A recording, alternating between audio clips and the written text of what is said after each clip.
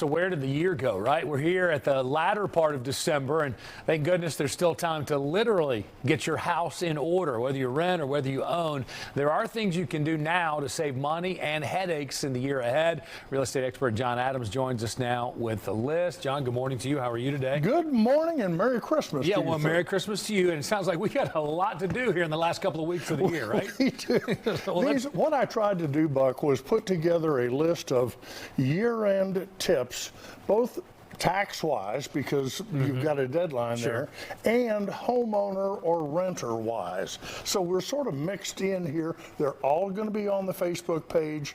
I'll be talking with folks for an hour afterwards. Good, because we're not going to get to all of them on TV today. So let's go ahead and get going then, because I know we've got a lot to do, starting with winterizing your home. Absolutely. This is the time of year that we definitely need to check and improve insulation in your attic. You know, my house, for example, was built in 1941. They didn't use insulation at that time. Now it makes sense. So check on that insulation. Number two, let's move to the tax side. Okay. Maximize deductions. Now, most people don't itemize their deductions until they buy a house. But you may, depending on your situation, you may end up with maximized deductions even if you're still renting. So take a close look at that. Remember, property taxes are deductible for homeowners only. Okay. Heating system, we're moving to that? Absolutely. Okay. You know, your heating system, it's so important in the house, and I strongly recommend once a year have a professional lubricate it, change the filters, make sure it's tip-top going into the season.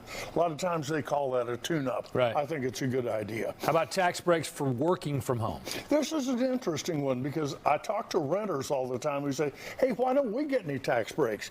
If you are a renter and you are self-employed and work from home, or even if you're not self-employed, there may be a tax deduction you can take based on exclusive use of an area of your house for job-related or work-related items. That's a substantial deduction. Yeah, it is. For a while, it was a red flag. It's not now. But talk to your CPA or tax advisor. So we're going to kind of jump around a little bit. Document charitable donations. A good time to do that. You know, a lot of people like to, especially this time of year, make a donation, and that's a wonderful thing. The problem is if you drop a $100 bill into the red bucket for Salvation Army, which is a wonderful charity, by the way, you're not going to get a deduction for that. Much better to write a check, keep up with those charitable donations. They add up over the year, and that's the only way you're going to be able to take them. You got to be able to prove where that money went. We already talked about tuning up your heating system, but also just other energy efficient things you can do. Last year, Buck, we installed one of those water heaters, on-demand water heaters.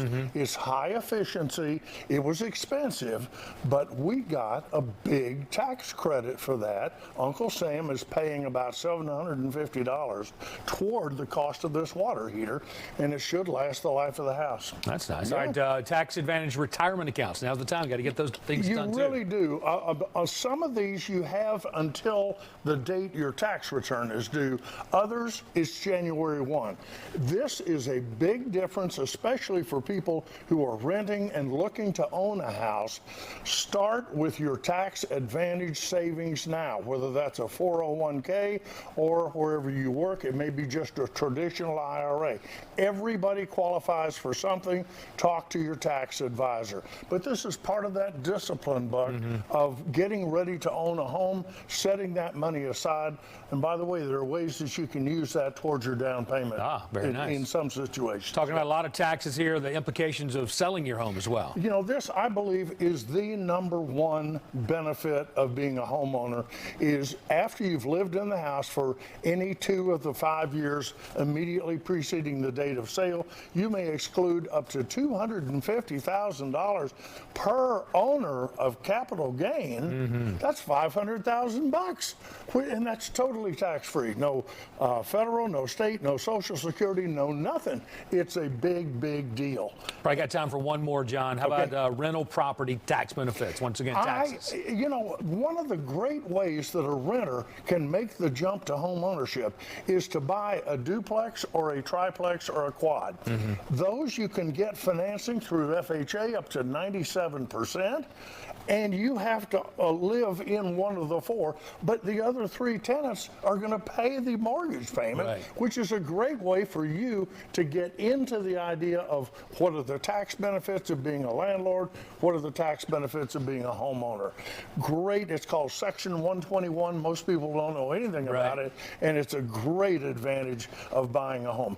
Right there for renters as well. And we only got to about half of your tips, right, on TV. So you're going to stick around, right? Yes, sir. I'll be here for an hour. The rest of them we'll be talking about on the Facebook live chat. All right, good stuff, John. Thanks. Thank As he you. mentioned, John's going to be here after the show taking your questions on Facebook Live. You definitely want to take advantage of that. You can also find this segment on our website, fox5atlanta.com.